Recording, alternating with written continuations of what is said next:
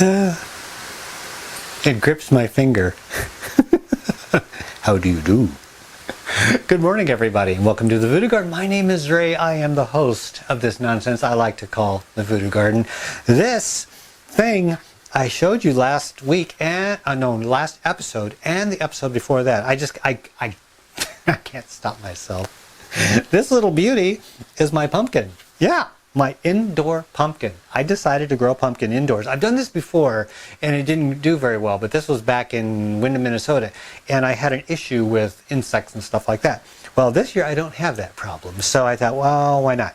You remember that pumpkin that I had the contest with? Well, there was a little seed inside, and that little seed sprouted. So I put that seed in a cup. It grew, I put it in another pot, it grew, you saw that. Well, I transplanted it the last episode, and look at how much it's grown since then. I gotta show this because it's just absolutely amazing what you can do, and if you just grow outside people's normal way of thinking. This is a pumpkin plant, and it's growing indoors. I understand this pot isn't really that big, and I probably should have used a larger one, but I decided, no, I'm not trying to get the biggest pumpkin plant I can, because if I did that, of course, it wouldn't fit in this room. So this is going to be a medium-sized plant. I wanted to give you a close-up because, look, the leaves actually don't look so bad. You know, you're going to see larger leaves on an outdoor plant, but keep in mind, this has no natural light. Hey, but it does have a natural friend. Look at this. A little beetle. Yeah, it looks like a ladybug. But this is known as an Asian beetle. Yeah, they come inside in the autumn and they're a pain in the butt. Yet I get a few of them here in the Voodoo Garden, and I'm thinking this is their natural environment around plants, so they're probably not going to be bothering me. Because what will happen with Asian beetles is they come inside and they start nibbling on you and it hurts. Well, in the Voodoo Garden, I haven't gotten bit once. So I'm counting my blessings, and as long as they're not bothering me, I'm not bothering them. That's how I am with nature. You don't mess with me, I don't mess with you. Look at this. It's putting out these little tendrils and it's starting to grab onto itself. So now I need to move this. It was growing up by a light. I need to put it over by this. Let me move up and show you. I'm going to be putting it right on that table, and take those plants off, put it on the table, and let it vine up on the lattice that's on the wall. And I have light bulbs up there. And for those of you who want to see my lighting setup, that's how it is. I have like 12 of these mounted in the ceiling. And I have a new one over there. That's an LED shop light. And that helps the plants over there. So I figure as it grows along, I'm going to weave it around and up and down, and that whole wall should fill up with pumpkin plant. Now, if it ever forms a pumpkin, then, well, then I got things to do and try and figure out how to support a pumpkin from that. But for right now, we're not to that point, so I don't have to worry about it. Look at this. Right at the base, it's starting to form flower buds already. Yeah, it's doing them down there. It's doing them all over the place.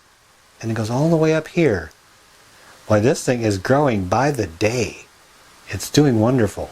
But I did want to show you this. These tendrils, if you let them touch something, they will hook around it and it will hold itself up on a lattice. That's what those tendrils are for, by the way. A lot of plants that vine will put these things out and they spiral around and grab things. That's what the spiral is for. People ask, why do these things spiral? Well, what they do is they touch something, they spiral around it, and it makes like a spring. And that way they can support themselves, but it has some give in the wind and also for the weight. That's what they're designed for. It's going to make this winter, if it survives, and I'm hoping it does. I don't see why it wouldn't. It's got good soil. I'm feeding it the compost tea. It's staying happy. It's got plenty of light in here. Well, enough light to keep it going. Not enough light to make it crazy, but enough light to keep it going. It's just something fun for the Voodoo Garden, and it gives me the feel. I know I have plants all over the place in here, but this is a summertime thing. Pumpkin is a summertime thing, and the fact that I'm going to try and grow this inside in the winter, it's going to give me a little bit more sanity during the winter, seeing summer stuff growing inside during the winter. And that goes along with what I plan on doing. Remember, I mentioned that I want to be growing vegetables and things like that inside during the winter. I grow all kinds of tropical stuff and pretty stuff in the Voodoo Garden, but I want to try things like radishes, lettuce. I'm growing a pepper plant over to your right up by the light, and maybe a tomato. I don't know. I'm going to just wing it and see what I can do inside. It'd be kind of nice to nibble on the Voodoo Garden as I do my program. So that's a new something that I'm going to be trying out soon. But I got this. I'll set that aside. Things, like I said, arrive in the mail. I get things in the mail. And I wanted to show you some of the things in the last week. Yeah, it was a week. Things have arrived since the last episode. I received garlic from a friend, and this is you can eat garlic. By the way, when you buy garlic online for planting, you can eat that garlic. I mean, it's no different than the garlic you buy at the store. So if you want to save yourself some money, you can actually buy garlic at the store and plant garlic in your garden. You don't have to buy it online. I never see a need. I've actually planted garlic that I bought in the store, and it grew just fine. Now, one thing I didn't know back in the day when I used to grow garlic, I don't know everything. If I knew everything, I'd probably get paid more. But I didn't know. This is a simple thing that a lot of you do know. I didn't know that you were supposed to plant garlic in the autumn. No, I thought that you planted it in the spring like everything else. Yeah. So I planted my garlic when I lived up in northern Minnesota. I planted garlic in the spring, and it grew, and it was wonderful. And I didn't get anything. I mean, I got greens, and that was nice, because I snip off the greens that grew and I put them in food and stuff. But I didn't get the bulbs that it formed underneath. The bulbs, the little cloves that you plant would just wither away, and they'd get roots and stuff. It'd be a plant. It's all well and good, but they didn't form the bulbs. You're supposed to, from what I understand, and my understanding is kind of limited on this because I don't grow it that often, that you plant each clove in the autumn, late autumn, and you cover it up with soil, and of course it goes through the winter and stuff. It doesn't die. It overwinters in the soil, and then in the spring it comes up, it grows, and you have cloves of garlic in the autumn. So I got that. Now I'm not going to grow garlic because I can buy garlic very inexpensive, and I don't know, I don't have a use for an abundance of garlic. I use a little bit here and there in my cooking, but it generally, if I have more than one little bulb of it, it's going to go bad. So storing it doesn't work well for me. I know my limitations. And my limitations is this bag is broken open. Well, wonderful. That just goes on to the next thing. The next thing is, it was in spring. A friend, a viewer, asked me, Ray, I really do appreciate what you do online here for the indoor gardening and the outdoor gardening and stuff, and I would like to give you a gift. And when someone offers you a gift, it's polite to accept the gift. And if you don't need the gift, that's one thing. But if there's any way possible that you can use it, graciously accept it, because somebody wants to offer you something. And so if at all possible, accept the gift, because it makes you feel better, it makes them feel better, everybody's happy, it's a win-win situation. And one of the things, my weakness is it's hard for me to accept gifts, because I'm not accustomed to that.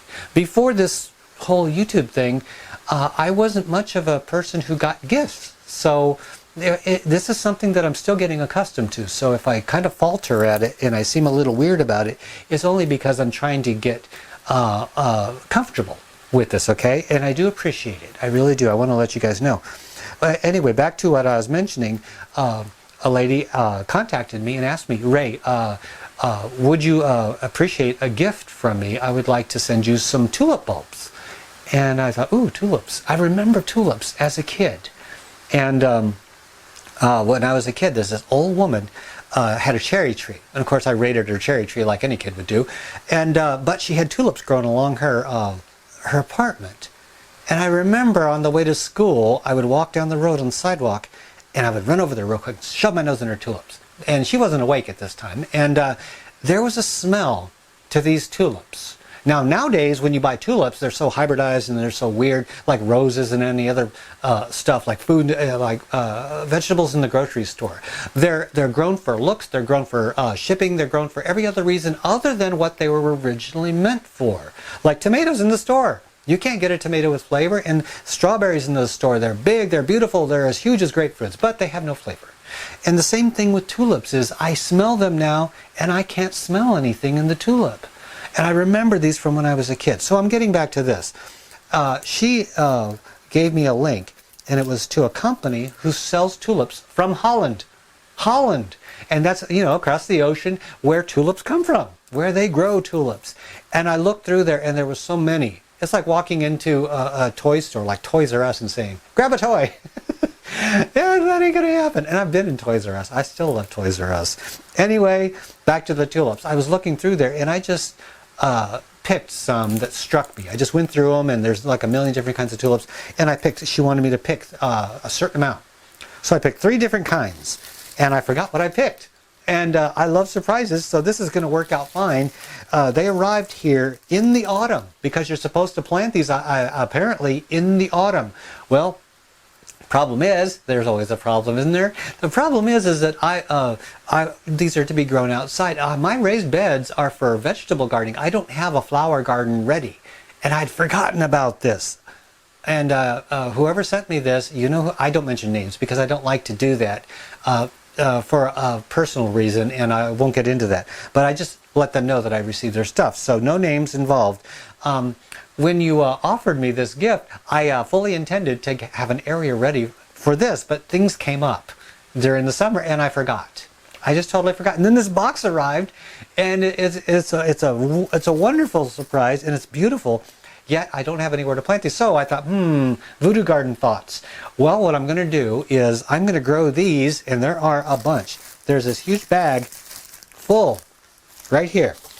And there's another bag of a different variety right here. Oh, I'm not done yet. And there's another bag of purple ones. They look like purple onions right here. So I have a lot of tulip bulbs.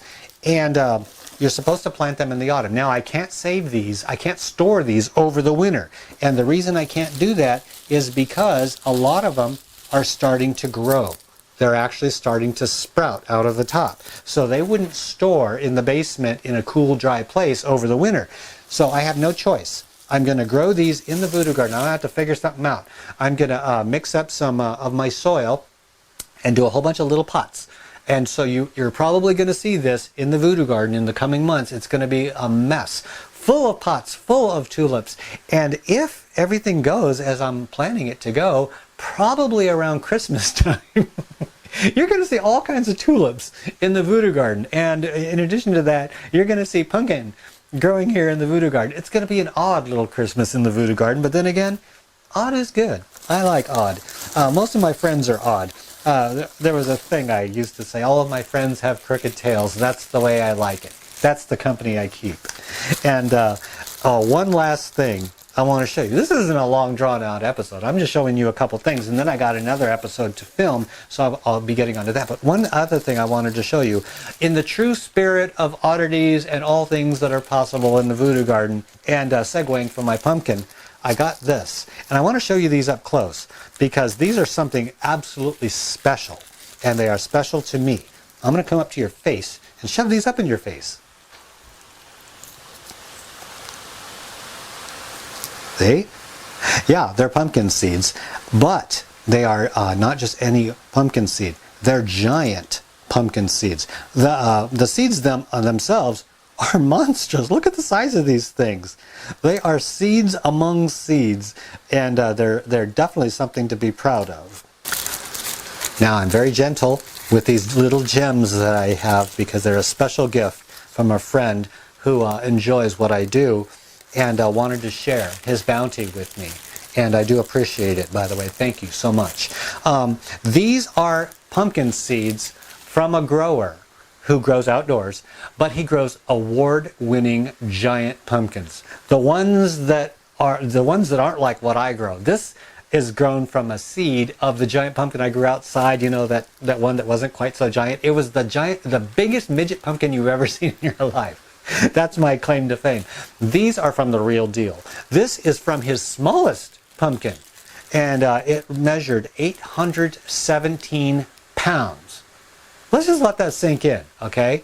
Ray is 135 pounds. You know, how many of me would it take to fit inside that pumpkin? And it was a monster. And that's not even his biggest pumpkin. No. That wasn't the award-winning pumpkin. The award-winning pumpkin was like 1,200 or some crazy, out-of-this-world size. The ones that you see when you Google giant pumpkins. That's what he grows, and he grows them so well. I am definitely baffled by his skill in growing.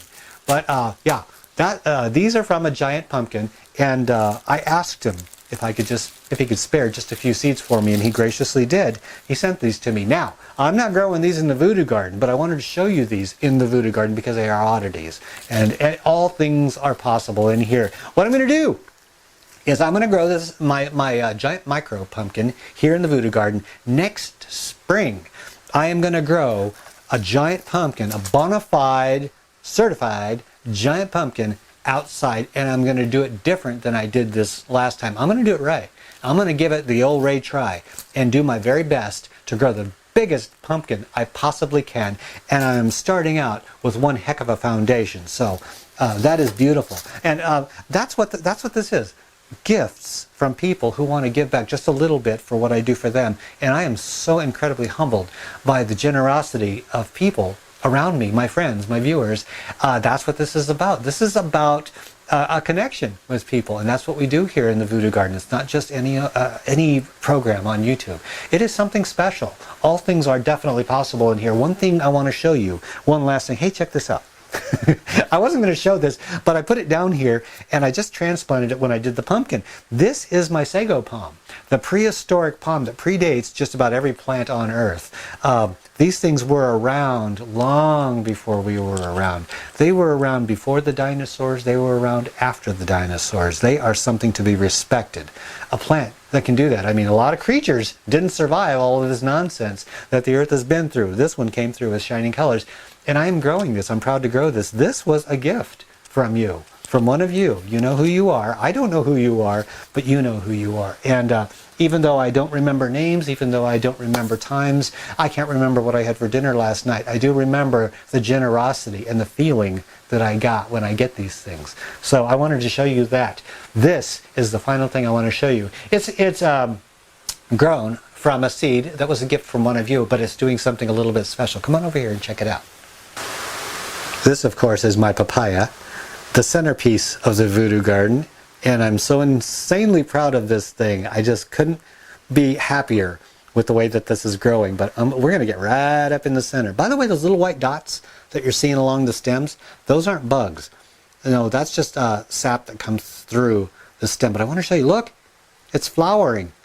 I sure hope the focus is working on this thing. I never know from day to day if it's going to work, but you can see that flower on the bottom left over here. Let me try and point it out. Right over there. And up here you can see other buds coming out on the left and the right. It's flowering. Now, that being said, I don't believe that this is going to form papayas because from what I understand, from what everybody tells me, and from what I've read, I've done my research, some papayas are male, some papayas are female. Some are what's called hermaphrodite, which means they have male and female parts and they can produce fruit on their own. This is a dwarf papaya, at least it's an alleged dwarf, and it's not supposed to be able to produce fruit all by itself.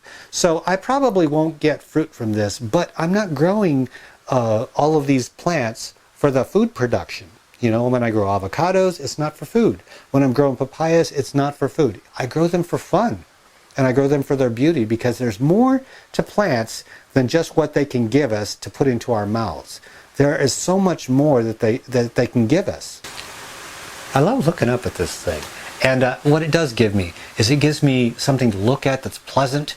It's refreshing. It makes me feel good. It's an adventure. Every day I come in here, I look at this. I go over to this and I check out what's going on with it because I love this plant. It's an absolute beauty and it fits in perfectly with the Voodoo Garden. It is a great centerpiece and it's from you. And that's the wonderful thing about that. So it's not all about the end result. It's about the journey for me. And coming back to this beauty right here, you know, I may or may not get pumpkins off of this. I don't know. I'm sure to get flowers off of it. And so I'm going to get flowers. I'm going to get green beauty off of it. I'm going to get the adventure of growing this. So even if I don't get pumpkins growing it indoors, I'm fine with that. You know, I don't calculate the value of a plant on the end result. I calculate the value on my interaction with it and the journey that we go through together with it. So I just wanted to bring all of this to your attention and have you join me in the Voodoo Garden for just a little episode. And by the way, one more time, thank you very much for everything that you do for me. I do appreciate it, and I want to let you know that you need to be reminded every now and then, lest you forget. Now, all that being said, I want to give you a small preview of what's coming on in the next episode.